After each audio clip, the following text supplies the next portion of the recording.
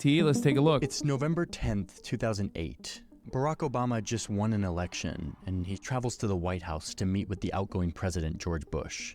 In that meeting, Bush told Obama about a top-secret weapon that the US military had been developing with Israel since 2005, codenamed Project Olympic Games.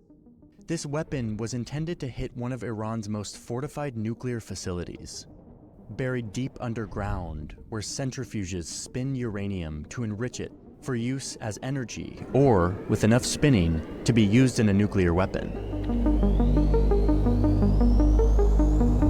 But this secret weapon wasn't a missile, they weren't planning an airstrike. Instead, it was a computer file, less than a megabyte in size. 150,000 lines of pristine code. This is the weapon that the president had to tell Obama about. This little file had been planted in Iran, where it spread throughout the whole country. But it didn't do anything. It lay dormant until it found its way onto a flash drive that was then plugged in at this underground nuclear facility. And then it spread, finding its way to its final target, this one machine. And then the weapon started working, quietly reprogramming the software to very subtly sabotage these delicate spinning centrifuges. Hacking video is really just an Iran bad video in disguise. I fucking love that. Opening a valve to change the pressure, telling the centrifuge to spin a bit faster or a bit slower, all while telling the technicians that everything was working properly. Over time, these subtle manipulations destroyed these centrifuges.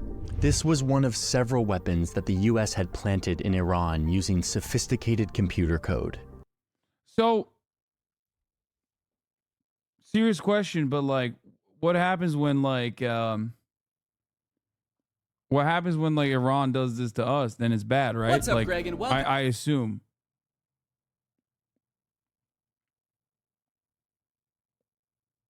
Like,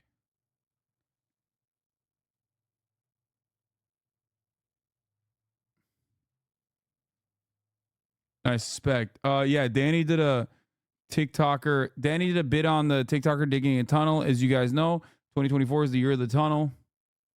So very excited about that. It'll be super bad. That's also assuming it already hasn't happened. I mean, there have been instances of Iran doing similar things, like dropping. Didn't they literally drop USBs at a conference where like American high-level diplomats were at, or at a security conference or something? And then they literally got access to a whole bunch of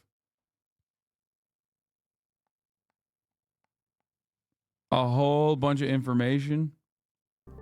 Now, if a war broke out with Iran, the US could turn off their power, could turn off their military defense systems, making it so they couldn't shoot down planes. They could turn off their command and control systems so they couldn't talk to each other during the fight. This was a real war plan executed by thousands of American military personnel. Hundreds of... Not the same for America, but that is an impressive piece of programming. It is, but it's also kind of terrifying at the same time. They do, in fact, all nations have advanced persistent threat groups that are tracked. Here are some more from Iran. Millions of dollars in a cyber operation that would, quote... Iran has done almost the same thing Johnny Harris is talking about, but they did it to a Saudi oil company. The software turned off all safety systems in Saudi Aramco. Yeah, that's part of the reason why you can't really go to war with Iran, is not necessarily that, like, it won't be... Like, this is why I was talking about how a war with Iran would be devastating to the global economy, is because they're very close to Saudi Arabia in proximity, okay? So if we go to war with Iran, let's say, Iran is not going to fucking attack America in the same way that America will attack Iran. Iran is going to attack Saudi Arabia and cut off and make it basically impossible for the rest of the global population to get oil. Joel's Severud, thank you for the 30 gifted subs. Also, Tits and Macaroni with another 5 big ones.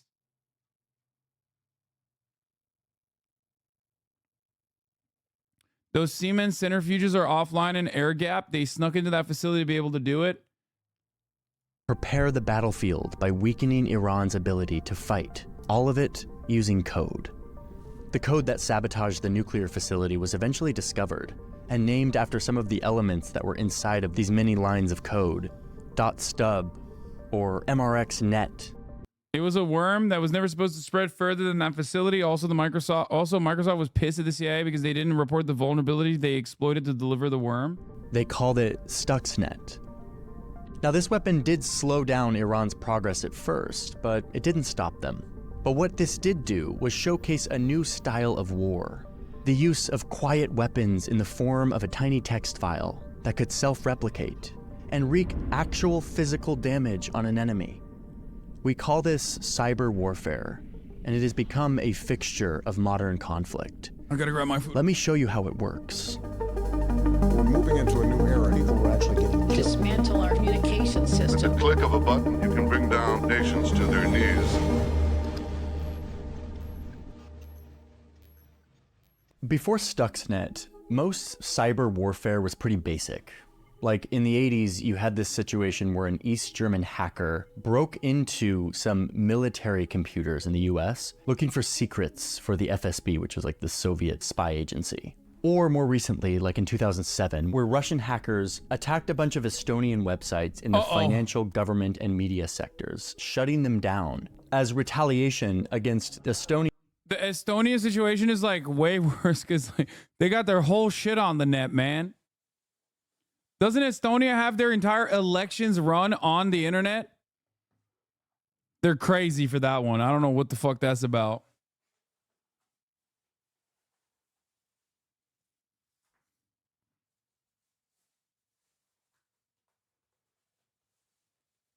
Estonia, famous for being extremely online and having a lot of ladies.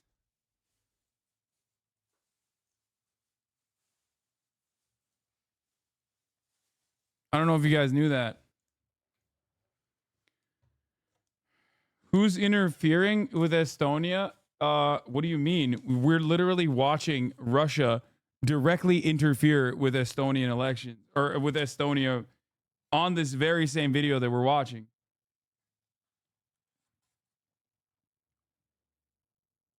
Deciding to relocate a Soviet monument. These were cyber attacks, but they were pretty weak and unsophisticated, especially compared to what was soon to come.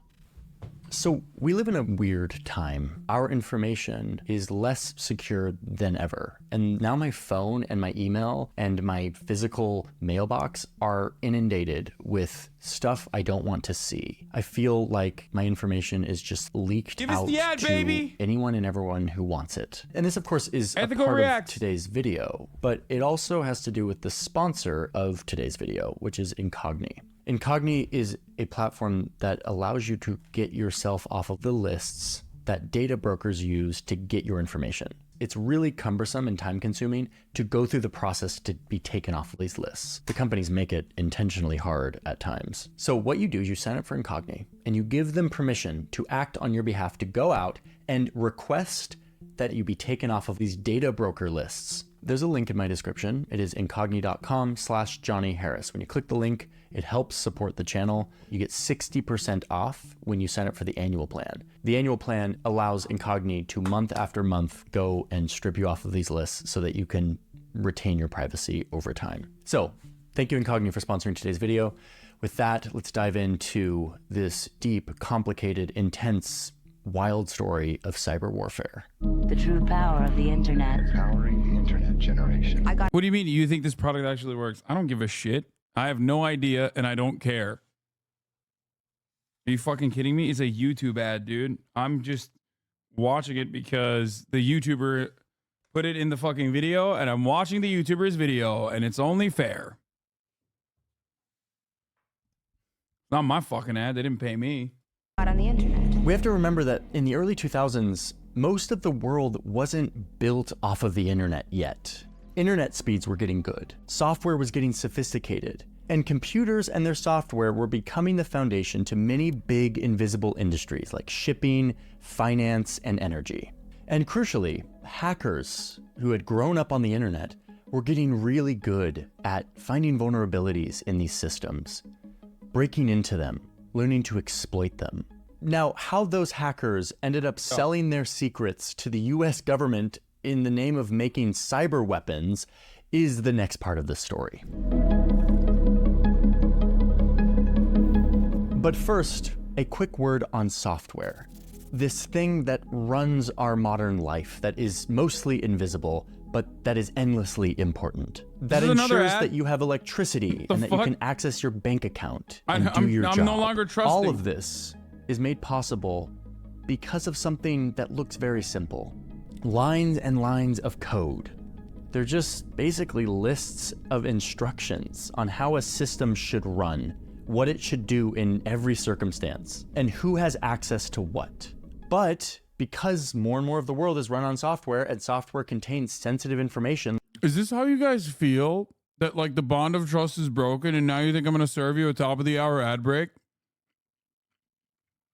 That's 3 minutes long at the top of the hour?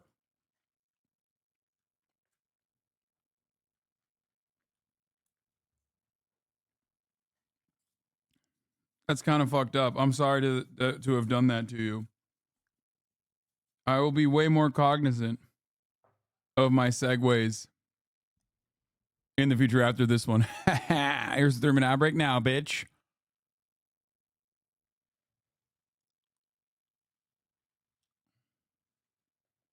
Like your social security number or bank account number, whatever. Developers build their software like a castle.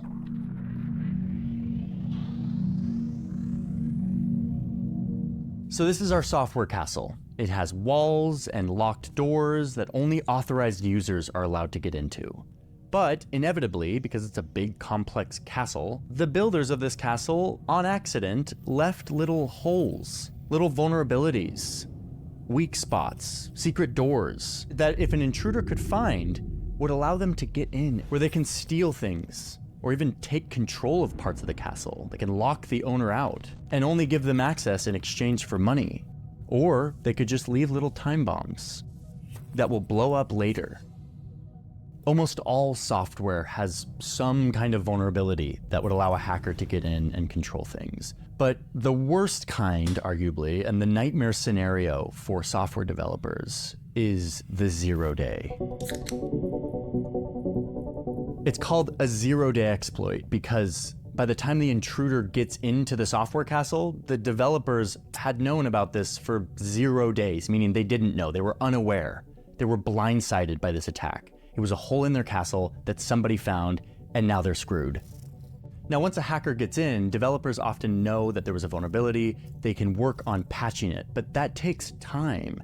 And then, of course, they have to get the users to update their software in order for that patch to actually work. And we all know how kind of annoying that is. A 0 day exploit is a software developer's nightmare, which in turn makes it a hacker's dream. Some hackers will spend their time looking for 0 day exploits in really powerful software, like the software that runs your iPhone or Google Chrome or Windows operating systems or a million other pieces of software that run our world. Some are interested in doing this so that they can get money or passwords, that's the criminals.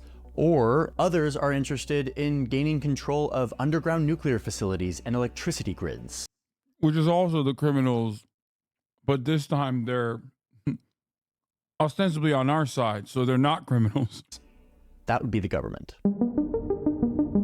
Okay, so let's say that you're a really sophisticated hacker and you have somehow found a 0 day exploit for an Apple iPhone iOS. You can get into someone's iPhone and control it. That's a really valuable thing. You now have a few choices on what to do with that information.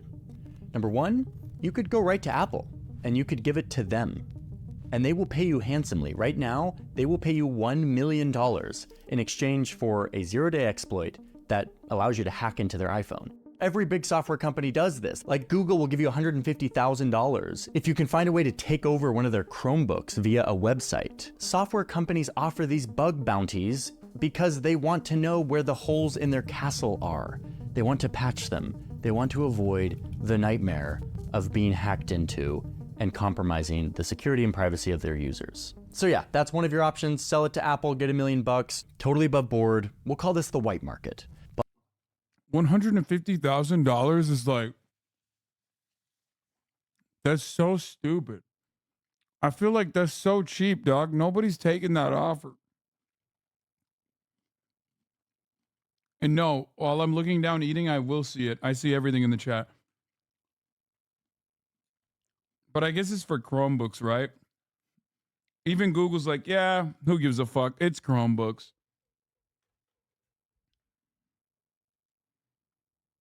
Yeah, I feel like you could give that to North Korea or some shit for way more than $150,000. But you could also sell it on the black market to criminals who want to use these exploits to make money, which happens. Like in 2016, there was this case where hackers that may or may not have been linked to North Korea were able to hack into the central bank of the country of Bangladesh. They were able to make all these fraudulent requests and like hijack the SWIFT system that transfers all the money.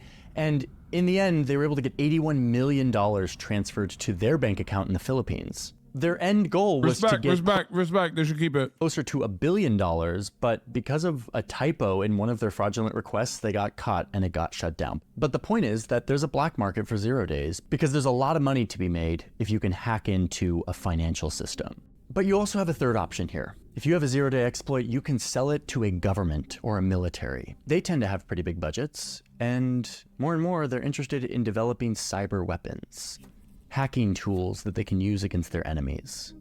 We'll call this the gray market, and the money here is pretty big. So there's all these middlemen brokers for 0 days, they're like dealers. There's one Russian 0-day dealer who a few months ago tweeted out that due to high demand, their clients are now willing to pay $20 million, 100 times more, for a hacking tool that uses 0-day exploits that allows them to fully hack an iPhone or Android device. And then they specified that their client is a non-NATO country, which experts basically say is them saying like, this is Russia. Like our client is Russia. These only three non-NATO markets for country. 0 days show us just how valuable these little bits of code have become, because they aren't just little bits of code. They are now weapons. They are access to very valuable castles of software. Criminals want them. Software companies want them. I think you underestimate the power you have with your money now. You have more than enough to hire competent hackers and ruin your competition. 150K is actually not that bad, especially if you give them a direction to follow. Okay, first of all, I simply meant $150,000 for a massive exploit, a massive vulnerability, is literally nothing, because you can make more money just selling the exploit to someone else. That's simply what I was saying. I'm not saying that $150,000 is a little amount of money. I'm saying for what you have in your hands, $150,000 is not that much.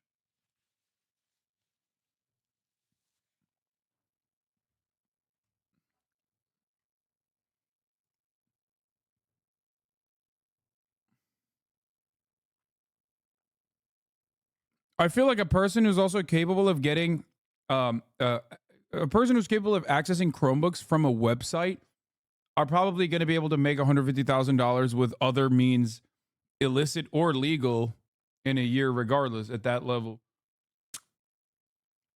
How do Pokemon's cookie taste? I'm too broke and always wondered. Dude, I don't fucking know. It tastes fine. But more and more governments want them. And this is how the US and Israel built Stuxnet, their big weapon against Iran, using 0 days. Not just one 0-day exploit, but 4. And what Iranian officials describe as an act of nuclear terrorism. And this is the reason why experts and the ex-director of the CIA call Stuxnet a game changer for warfare. Because whenever a country uses a big new weapon, all of the other countries, especially the rivals, realize that they have to match that capability and ideally one-up it. That's how arms race works. That's how nuclear weapons have worked. And that explains the concern of the ex-director of the CIA. This has the whiff of August 1945. 1945 being the year that a nuclear weapon was used in war, thus changing the world and the balance of power between countries forever. Somebody just used a new weapon. and this weapon will not be put back into the box. Famously, another good thing for the world. So by the end of the early 2000s, after Stuxnet, it truly was the beginning of a new era of cyber warfare. In 2012, Chinese-backed hackers broke into the computer systems of over a dozen oil and gas companies. There was an investigation, and the FBI and Homeland Security concluded that the attack wasn't to steal anything or even to sabotage the infrastructure, but rather to, quote, gain strategic access for future operations, meaning to gain leverage over the United States. Investigators said that this was the first time that they had seen anything like this. That same year, an Iranian hacker group attacked Saudi Arabia, Iran's enemy, using a cyber weapon that is kind of like a digital bomb. It was a virus called Shamoon, and it got into the computers of Saudi Arabia's state oil company, wiping their hard drives clean. This thing spread across the company's networks, ultimately wiping data from tens of thousands of computers and rendering them totally inoperable.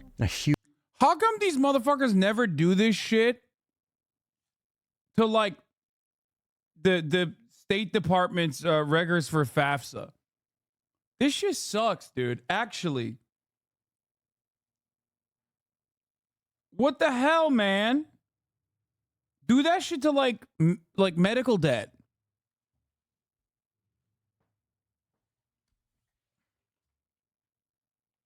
The fuck are you growling at? Get out of there. You're gonna take the cables out again. Go.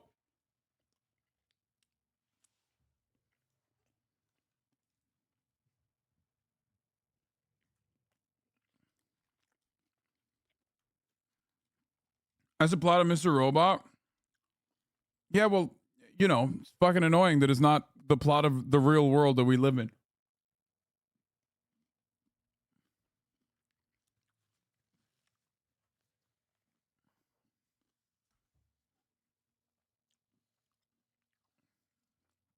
Thing about a 0 day is once you use it on someone who can understand it, it's burnt and will be patched.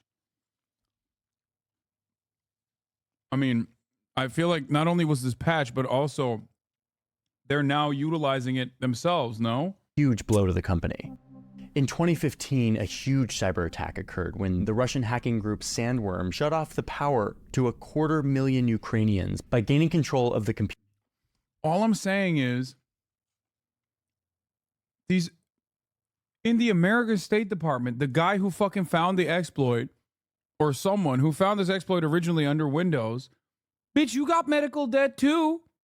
You know what I'm saying? That's all I mean. All I'm saying is, listen, if you're an American, you probably have medical debt. If you're an American, you probably have student loan debt. You didn't even think about it for a second. Like, sure, put it in the fucking Iranian nuclear facilities, okay? But like, it didn't even cross your mind a little bit. Just a little bit. Just for like a second, be like, wow, I have access to all of this. I just have the master key to Windows XP. You know what I mean? That's crazy. That's treason. Okay, but like for good. Treason, but for good.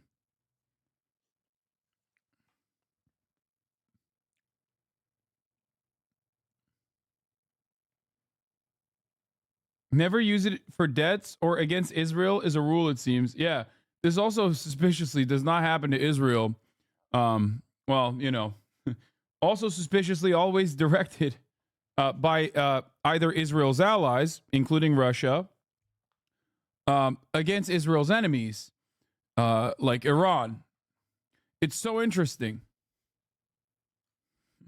I wonder how that happened.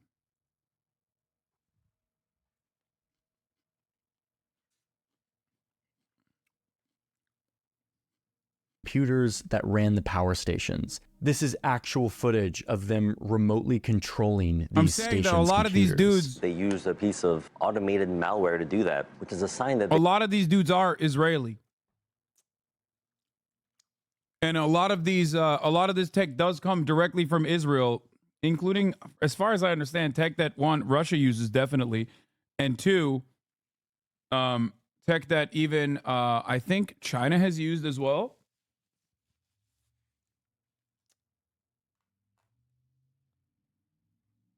they will probably want to use that again. That looked like a kind of practice rounds to develop a capability that they wanted to have to use globally. This set a new precedent.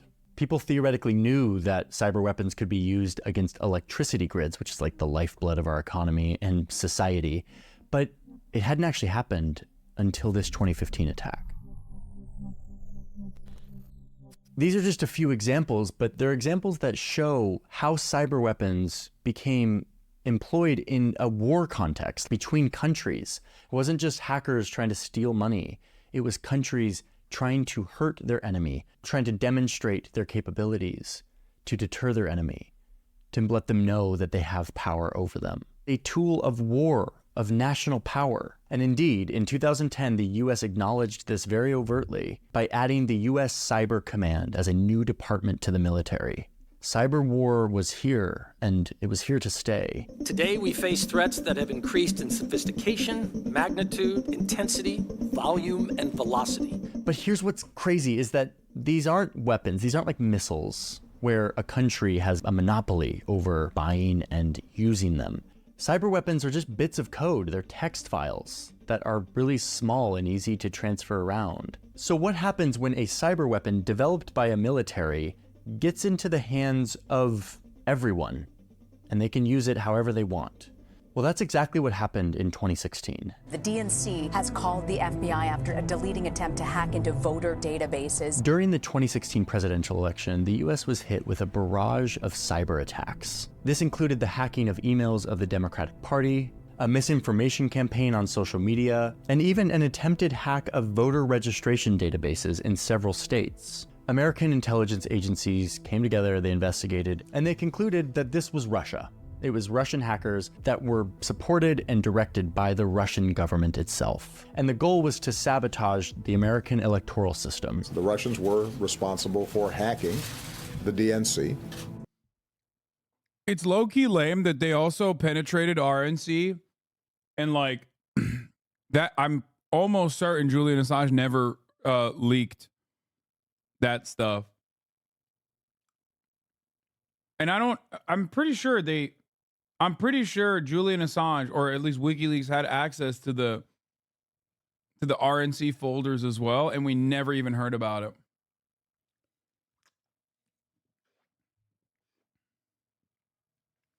Also, in 2021, we found out that Chinese hackers have been in our government systems for years. We still don't know the full extent of the damage.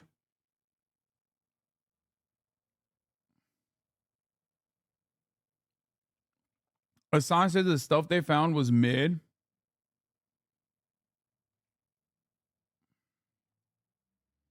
The RNC would never simply behave improperly is why. Yeah, famously, none of the most famous American pedophiles have come out of that party. No, I don't think it was like the Republicans are coordinating with Russia more so than I don't know. Maybe there wasn't anything like all that crazy. Or maybe it was because like Vladimir Putin made a calculation that it would be like the Russian government made a calculation that Trump would be more beneficial and easier to manipulate.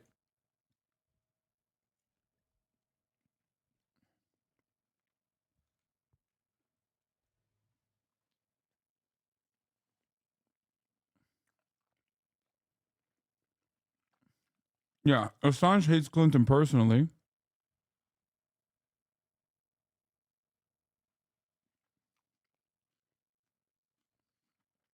But that's lame. Like that would be crazy. Like, I don't want to believe that he was so anti-Clinton that he like basically did not leak the RNC stuff because he just wanted only Clinton to be hit. That's so lame. I don't want to believe that. It might be true.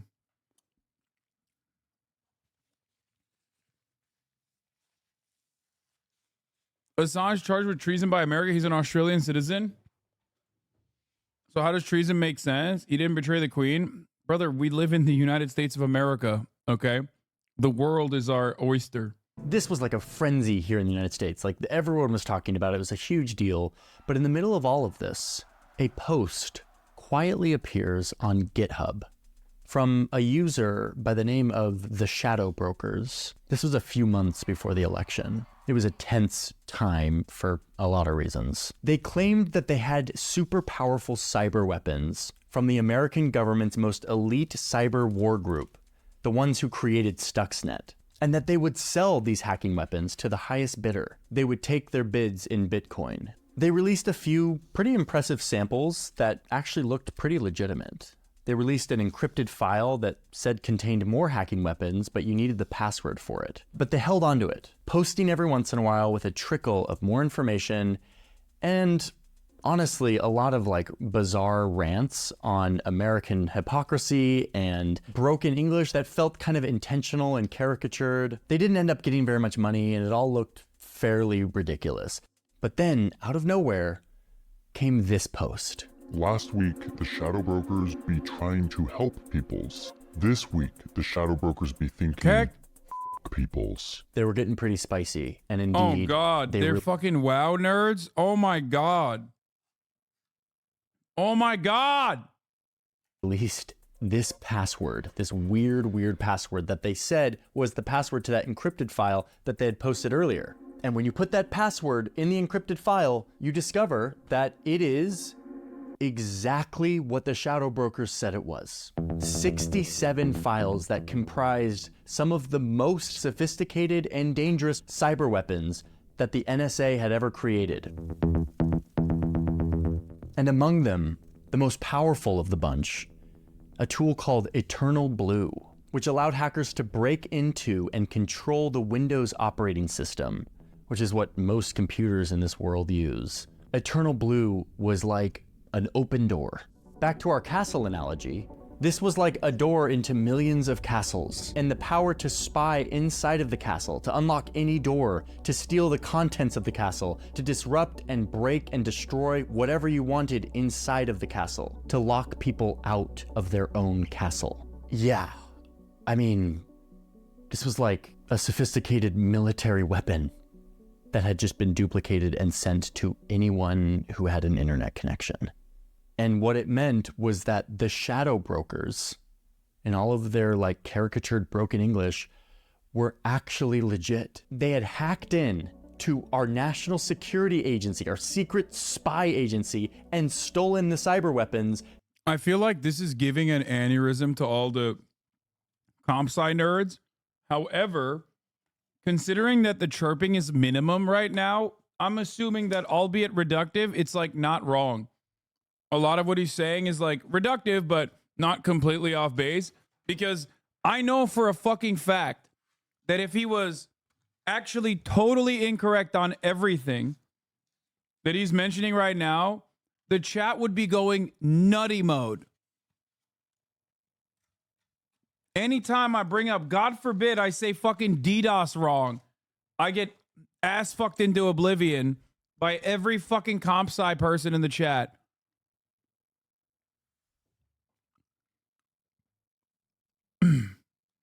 It's highly reductive. It makes my eye twitch, but it's not inaccurate. And sent them out to the entire world. Not just to other governments, but to anyone. So who are these shadow brokers and how did they do this? The answer, and the kind of scary thing about cyber war, is that we don't totally know. Experts think that Russia did this to send a very clear signal to the NSA and to the United States at large that, hey, we can do this. We have the power to break into your biggest secrets, and we will release them if we want to. So now, after 2016, we enter a new era of cyber warfare. Stuxnet was a big turning point. The shadow brokers and Eternal Blue is our next turning point. From here on, you see a new genre. He's literally just stealing the content from Andy Greenberg's book Sandworm, fucking chapter by chapter. I'm a comp sci guy. Why did they try to cancel you instead of this guy for stealing content? Fucking I don't know. I'm sure he's like changing it up as a little bit, especially after the H Bomber guy stuff. Like, I doubt that someone whose channel is as big as Johnny Harris with as liberal of an audience is going to fucking verbatim copy paste shit. Genre of more sophisticated, more powerful cyber attacks. Barely a month after the NSA's secret weapons leak out by the shadow brokers, a North Korean-linked hacking group uses them to deploy a virus that spreads to nearly every country on Earth within hours, locking up hundreds of thousands of computers, making them unusable, which halted hospital equipment, police departments, governments, and railways in over 150 countries. I like that the framing of this originally was like, isn't this fucking cool and dope and sick and like definitely good when it was happening to Iran by the American State Department? And then like the moment that that information, of course, is released into the world, someone is going to figure it out and probably utilize it against the United States of America, which put it out there to begin with. And then it's like, well, dude, think about how devastating this is. Which I think is pretty funny. It's like, why is that not an ethical consideration at all? Is this not an ethical consideration at all? Like when we make this tool and we're like, we have to use this on Iran, there's no thought process where someone goes, hey, dude, remember the Oppenheimer shit that happened? Maybe not such a good idea. How about we don't do this?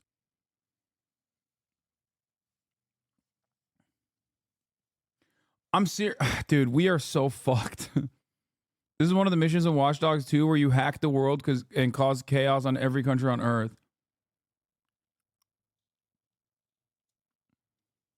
iOS vulnerabilities are getting more sophisticated as well. Update your shit to 17.3.1 chat. I have been in cybersec since 2012. I just discovered the first rat I've ever seen in my career on a user's BYOD iPhone last week. Good times.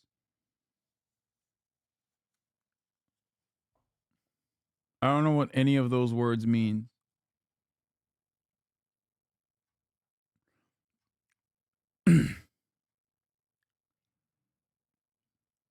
To be fair, Oppenheimer hadn't come out yet. Yeah.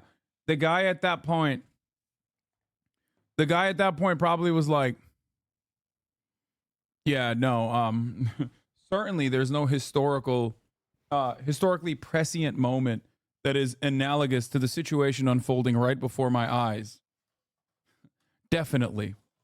Oh, rat, remote access Trojan. It means update your shit. Oh, it's pretty funny because, like, I don't know what the fuck people will find if they were in my phone and doing remote access on my phone. There's, like, not really anything going on.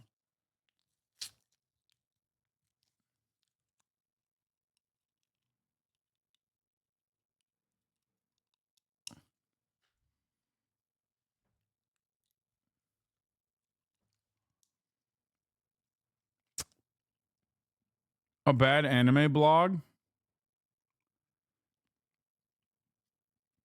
Bank info, passwords, emails. No, I know that. Bro, once they are in my phone, I'm talking about like compromat or something. You know what I mean? Like compromising information.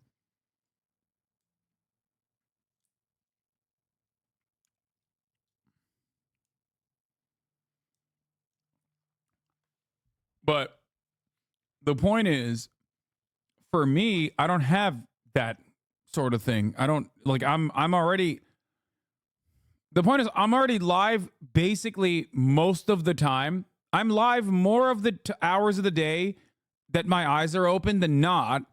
So almost every single thing, with the exception of like obvious privacy stuff that is not like compromising, but it's still, you know, it's just specifically for privacy. Like every single part of that is just like,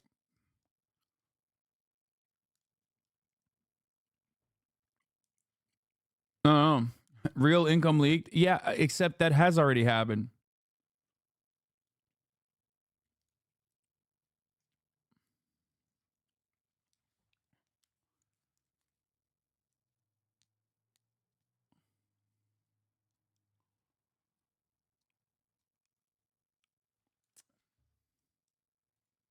You're sitting there on your computer and this pops up saying that your files are locked and that you can get them back, but, quote, you have not so enough time, close quote, and that, quote, you need to pay $300 worth of Bitcoin to do so.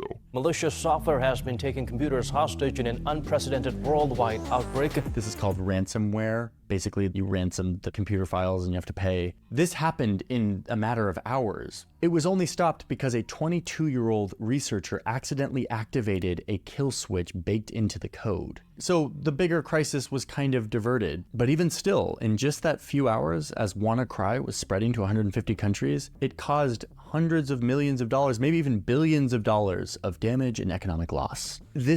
Damn, bro. They're like, fuck, man. I can't believe we left the off switch in there. Showed us how powerful these NSA weapons could be in the hands of bad actors. And we learned this lesson once again when these same weapons... There has to be someone out there that could hack your shit if they hated you enough. No, the point is there's not anything there to find. Beyond like doxing my family, which people literally already do. So I don't even know what to say about it other than like... like everything.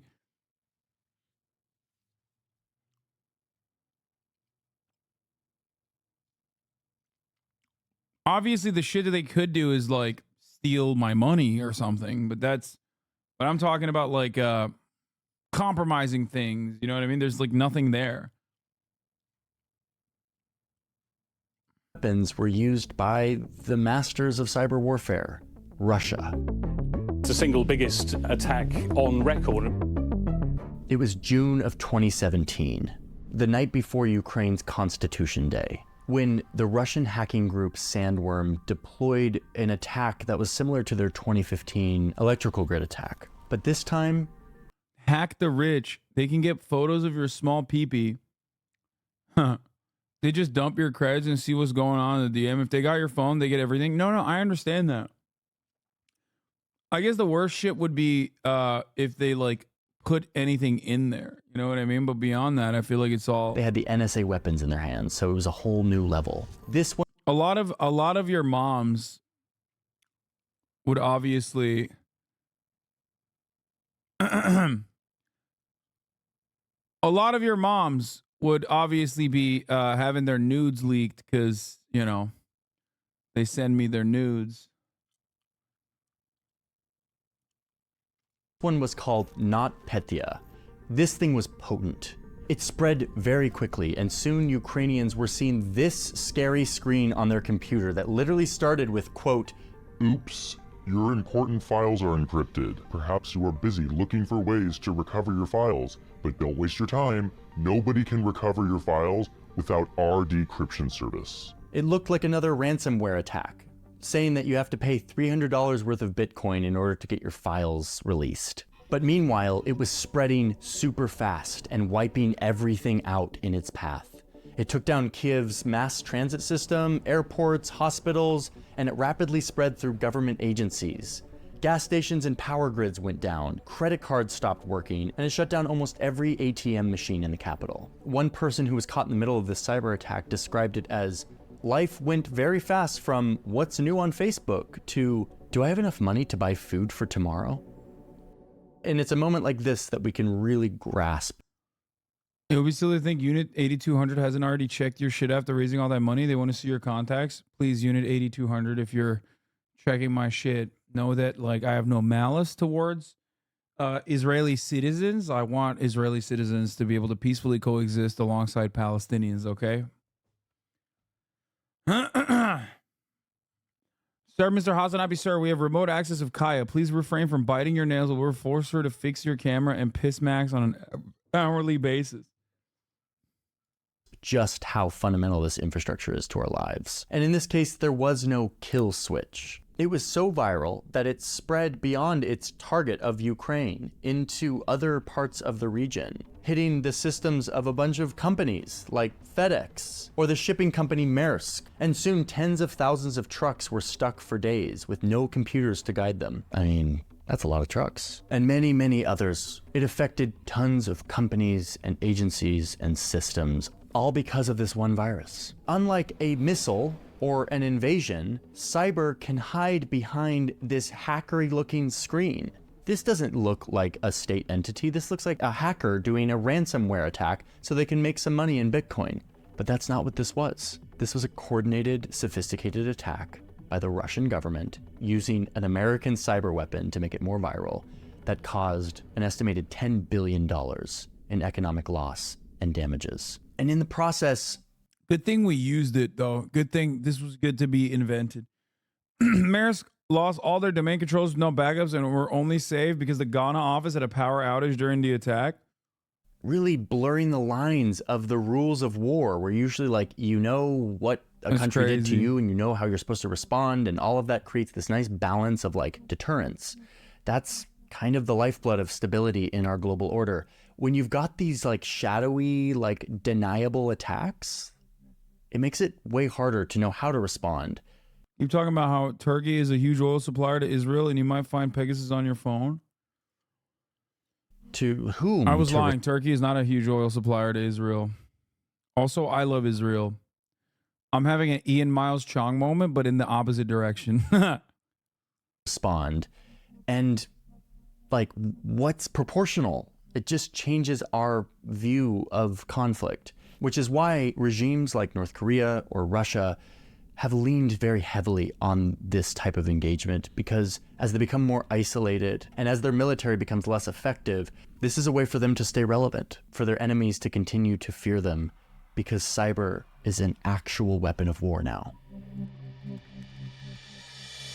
But let me just say something that is probably not obvious and might be surprising to you here at the end of the video, which is that the biggest threat in the future, the thing that's going to be the biggest part of cyber warfare, isn't going to be these big splashy, like, shut down the electrical grid, doomsday scenario situations. Those might happen. Those are real threats. We need to prepare for them. But like any weapon of war, cyber is turning into a weapon that is being deployed subtly, that countries will use to get into the minds of their enemies. Like, right now, we could be pretty certain that Russia and China have quietly infiltrated parts of our infrastructure systems. They haven't done anything with that. But bro, the only country that unironically takes a fat W in all of this is Poland, because they don't know how to use computers. Like, there's only one computer in the country and many people don't even know how to use it. So therefore, they are so not susceptible to cyber warfare. It's kind of crazy when you think about it. So who's the real winner in this global cyber war after all? That's right, Kurwa, Poland.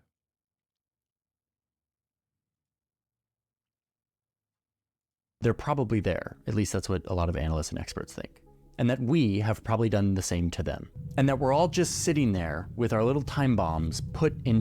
Poland has one computer and it's running at all times, and it's actually running to make the next CD Projekt Red video game. To our enemy's castle in case we need to use them. And we want our enemy to kind of know that we're there. There's this list that I've been looking at of all of the cyber attacks. CSIS, the think tank that I used to work at, documents these. And I was surprised that I hadn't heard of almost any of them because they're small, but they're frequent. To me, this is the future of cyber warfare. Wait, he worked at CSIS? Oh, God. I thought he worked. So this man worked for the World Economic Forum and CSIS, which is the Center for Strategic and International Studies think tank.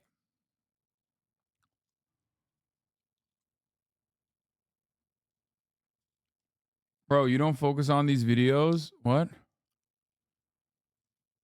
What do you mean? It's not Stuxnet and WannaCry.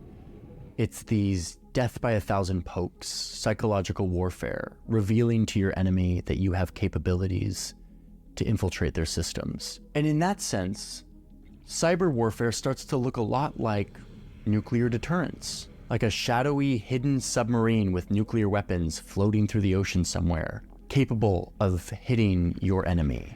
And your enemy knows that. They don't know where it is. He's the actual agent, not the horse guy. By the way, I've often laughed at people that think Bosch is a fucking CIA agent. I've said numerous times that that is hilarious of a thought. Okay? Like, I don't think Johnny Harris also is a CIA agent beyond the memes. I think he's more so, I don't know. He's just a YouTube guy who loves the State Department. But it is pretty funny to think that the CIA is working with fucking political commentators on YouTube. Come on. But of course I would say that because I'm CIA. But they know that it's there.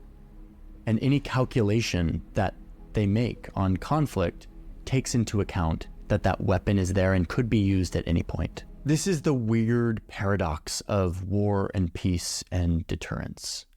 That one of the forces that has kept our world stable and rid of great powers conflict since 1945 has been the fact that we have very powerful weapons all pointed at each other, and therefore we don't use them. Cyber weapons are going the way of that kind of deterrence. Hopefully, they'll never be used in the way that we fear, that the sort of doomsday scenario of like they shut down the electrical grid and they do a full-scale attack. Yeah, especially since most left YouTubers are willing to undermine the left for free. Exactly. Yes, there will continue to be these moments where viruses spread and... My man, they infiltrated the Paris Book Review and made Jackson Pollock an art star. Brother, you are literally huffing on crack cocaine if you think that there is an even remote need for that level of infiltration in what remains of the left in the United States of America. Okay? You have cooked up crack cocaine and are now huffing it and boofing it simultaneously. There is nothing.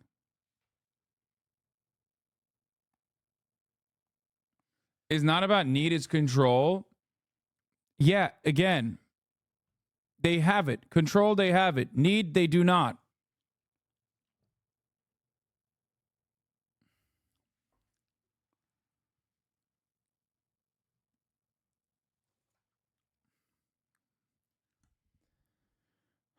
Why do I talk about how we live in a neoliberal monoculture in every aspect of our lives, no matter how radical one fancies their politics to be, is still very much shaped and defined by liberalism in general.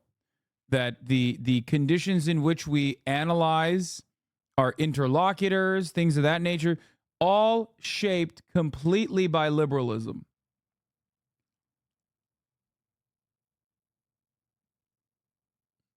It makes no sense that we think that it's like there's anything beyond that. Anyway, depends on who parents such a general AI. Standing on a platform on a river of lava facing my old master who has the high ground, you underestimate my power. Yeah.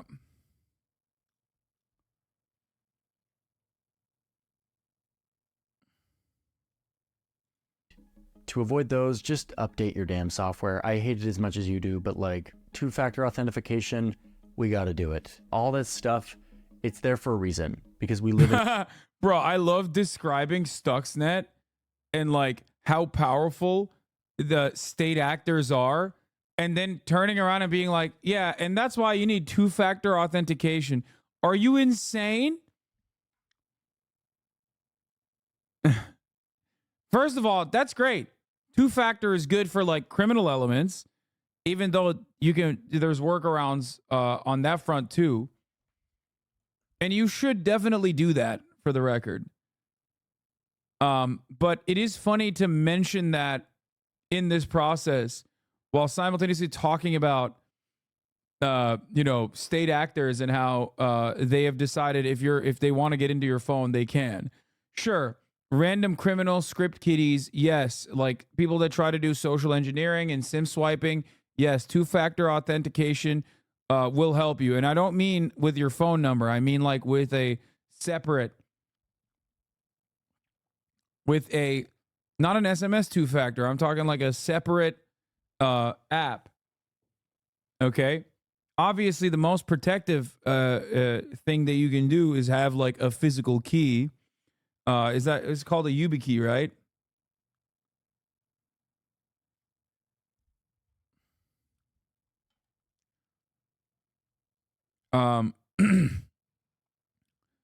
It's better if you simply have Google. I mean, not better. Sorry, it's less secure, but still relatively secure. Most of these things are basically security theater. Okay. It's kind of like locking your door. If someone wants to break into your house, they don't need to just like break through your door. But locking your door makes it so that there's at least one layer of protection. Most security is just security theater. It's not about definitely 100% keeping people outside. It's more so about making it as like annoying as possible. Make it as difficult as possible to break in.